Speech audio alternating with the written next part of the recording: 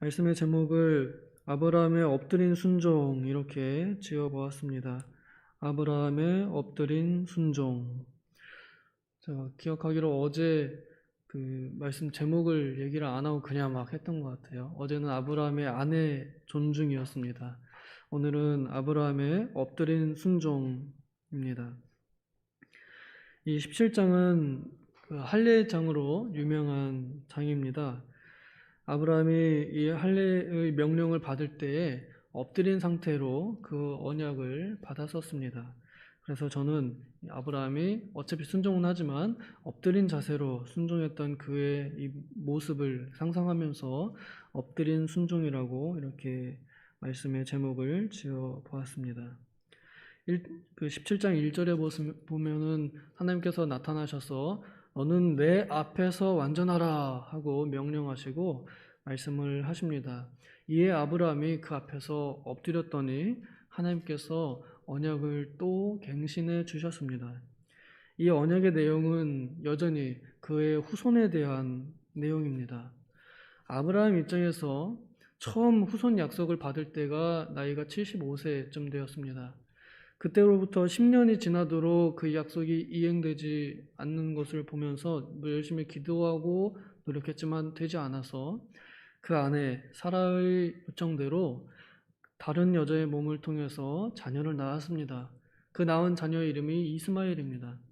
이제 이스마엘이 태어나서 하나님의 약속이 그런 방법을 통해서 이루어졌다라고 생각했을지 모르겠습니다.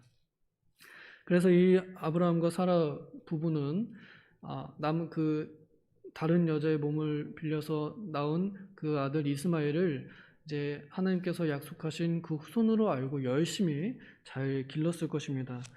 그런데 하나님께서 다시 나타나셔서 다시 후손 약속을 하십니다.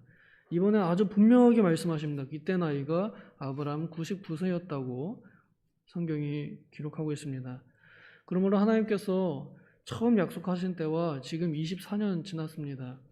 아브라함이 이스마엘 낳았을 때 한 13년 정도 혹은 14년 정도 이제는 됐다라고 이렇게 생각했을지 모르겠는데 하나님께서 딱 나타나셔서 너는 내 앞에서 완전하라. 그리고 내가 너에게 했던 그 약속은 사라의 몸에서 나올 것이다. 그 아들의 이름을 이삭이라고 지어라.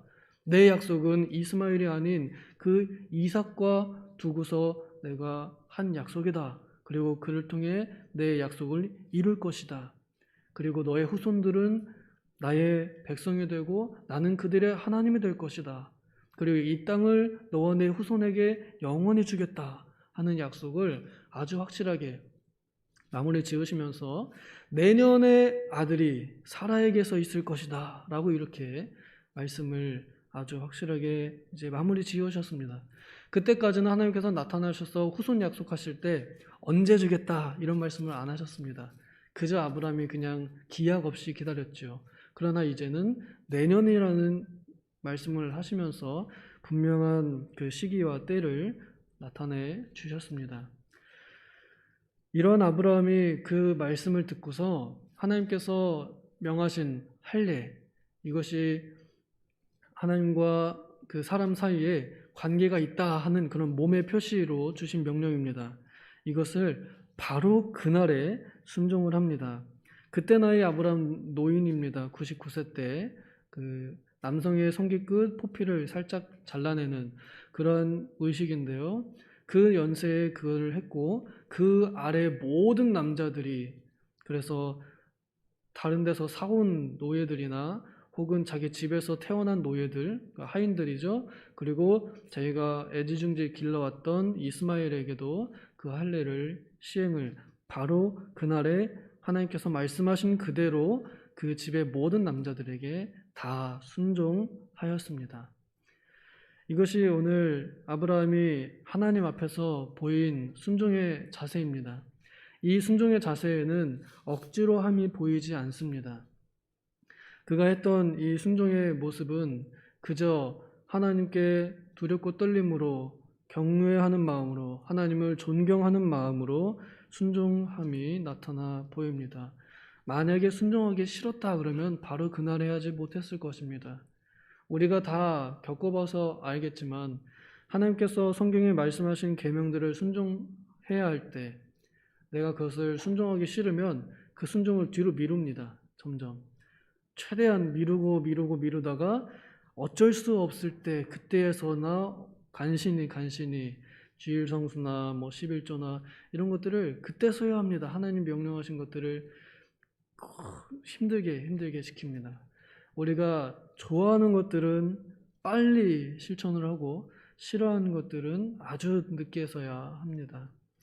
아브라함이 그날 바로 그때 하나님께서 말씀하신 그대로 자기만 한 게 아니에요. 또 자기 아들만 한 게 아니라 모든 남자에게, 자기에게 속한 모든 남자에게 한 것이 아브라함의 순종의 모습입니다.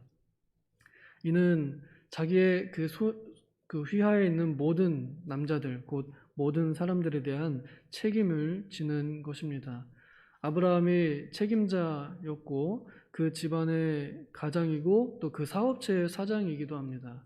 자기의 그 영향권 안에 들어있는 모든 사람들에게 하나님과 연관 지을 수 있도록 하나님 앞에서 관련이 있는 사람들이 되도록 그렇게 이 영적인 테두리 안에다가 다 집어 넣은 것입니다. 이것을 우리가 생각한다면 오늘 우리들이 영향력을 발휘할 수 있는 이 사람들에게 그 테두리가 있죠. 집안에서는 우리 가족들, 그리고 사업체에서는 내 부하 직원들, 아마 이런 사람들, 혹은 내 친구들, 이런 사람들이 우리의 이 영향력을 가진 테두리일 것입니다. 이 안에 있는 사람들에게 하나님과 연관시키도록 오늘날의 몸으로 하는 할례는 하지 않습니다만 마음으로 우리는 여전히 할례가 필요합니다. 이것은 성령의 인치심으로 그리스도의 피가 우리 마음에 뿌려지는 것을 말합니다. 그래서 우리가 더 이상 이전에 정욕을 따라 살던 때를 버리고 이제는 그것을 잘라내 버리고 하나님의 영인 성령의 감동을 따라서 살기로 시작하는 것, 그것이 마음의 할례입니다. 이것을 우리는 그리스도의 피를 믿음으로 받습니다. 그러므로 우리의 영적인 영향권 안에 있는 사람들에게 그리스도의 복음을 계속적으로 전하며 그들을 인도하고 따라오게 할 의무가 바로 이 책임자 아브라함의 위치에 있는 사람들에게 필요합니다. 오늘날 우리들 모두가 다 누군가의 윗사람이기도 하고 또 누군가에게 영향을 주는 사람이기도 합니다. 비단 내 가족뿐 아니라 내 친구들, 가까운 사람들, 내 옆집 사람, 어떻게든 나와 관계를 맺고 있는 사람들 모두에게 이 복음의 영향을 끼치는 것, 그것이 아브라함이 보여준 엎드린 순종의 자세입니다. 순종을 하긴 해도 우리가 만약에 내가 아브라함이다 그러면은 만약에 이 일이 좀 어려운 일이다 하면 우리는 그냥 나 혼자 했을지도 모르겠고요. 나 혼자 믿을지도 모르겠습니다. 또 내 자식까지만 이렇게 믿게 할지 모르겠습니다. 그리고 다른 사람 아무도 신경 쓰지 않고 어차피 나랑 관계 없는 사람들이다. 내 가족이 아니다. 여러 가지 핑계나 이유를 대서 우리는 그들을 품지 않을 것입니다. 그러나 아브라함은 하나님의 명령하신 그대로 너와 너의 집에 있는 모든 사람들에게 그렇게 해라 라고 명령하신 그대로 순종합니다. 오늘 우리가 이 모습을 보면 그리스도께서 하나님 앞에서 무릎을 꿇고 기도하셨던 그 자세와 모습이 생각납니다. 예수님께서도 십자가의 순종을 하시기 전에 엎드려 기도하셨습니다. 그리고 얼굴을 땅에 대셨습니다. 여기 나온 아브라함이 엎드렸다는 표현을 영어로 번역하면 얼굴을 땅에 대었다라고 이렇게 번역이 되어 있습니다. 얼굴을 땅에 대었다 하는 것은 내 얼굴이 흙과 같습니다 라고 하는 그러한 겸손의 표시이기도 합니다.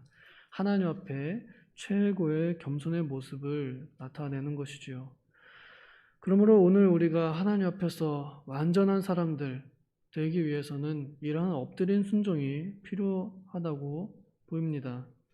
우리가 하는 모든 행동들 중에 특히 이 성경에 기록된 모든 하나님의 말씀을 하나님을 사랑함으로 즉시 순종, 기꺼이 순종하려면 이러한 엎드림이 필요합니다. 하나님의 명령을 받았을 때 우리는 즉시 엎드려 보아야겠습니다. 하나님 계명이 우리에게 무겁지 않다고 성경은 말하지만 실제로는 우리가 그런 것들을 순종하기가 쉽지 않습니다. 너의 원수를 용서해라. 그리고 사랑해라. 나를 때린 사람들, 나를 괴롭힌 사람들, 내가 그 사람들하고 싸우기만 해도 벅찬데 그 사람들을 용서하라니요. 참 쉽지 않습니다. 그러나 그런 것들을 순종하기 위해서 우리는 엎드려야 할 것입니다. 그래서 우리는 이 새벽에 교회 나오고 또 금요일날 교회 나와서 그러한 엎드림으로 내 마음 내려놓고 하나님 내가 이 말씀을 순종하게 해주시옵소서 하고 엎드리는 이러한 시간이 필요함을 보여줍니다. 아브라함이 이 나이에 그리고 이 모든 남자들에게 할 일을 행하는 것이 비단 쉬운 것만은 아니었을 것입니다. 어떤 사람들은 그거 왜 합니까? 그 듣도 보도 못한 일을 왜 합니까? 내 소중한 이 살을 왜 자릅니까? 이렇게 반응하는 사람도 있을지 모르겠습니다. 그러나 그들 모두에게 설득하고 또 혹은 책망해서 따라오게 하는 일 쉬운 일 아닙니다. 그러나 아브라함은 그 엎드림을 통해서 하나님 앞에서 말씀하신 모든 것들을 순종하고자 하는 노력을 보였습니다. 오늘날 우리도 좀 이러한 모습을 많이 가지면 좋겠습니다. 그래서 하나님 앞에서 엎드리는 자세, 기도함으로 엎드리는 그러한 성도들로 살아갈 때 아브라함의 후예로, 믿음의 후예로 우리가 하나님의 그 언약 안에 들어간 사람들로 살아가게 될 것입니다. 기도하겠습니다. 하나님 아버지, 우리는 주님의 말씀을 순종하기가 참 쉽지 않습니다. 주님을 위해서 우리의 살 얼마를 잘르라 하면 우리는 그것을 왜 잘라야 합니까? 라고 시작해서 많은 말들로 거역하고 또 반역할지 모르겠습니다. 그러나 하나님 우리에게 엎드림의 모범을 보이며 하나님의 말씀을 어떻게 순종해야 하는지 보여준 이 아브라함의 모범을 따라 그리스도께서 그러하였듯 우리도 십자가의 고난을 당하기 위하여 엎드리는 시간이 필요한 줄로 압니다.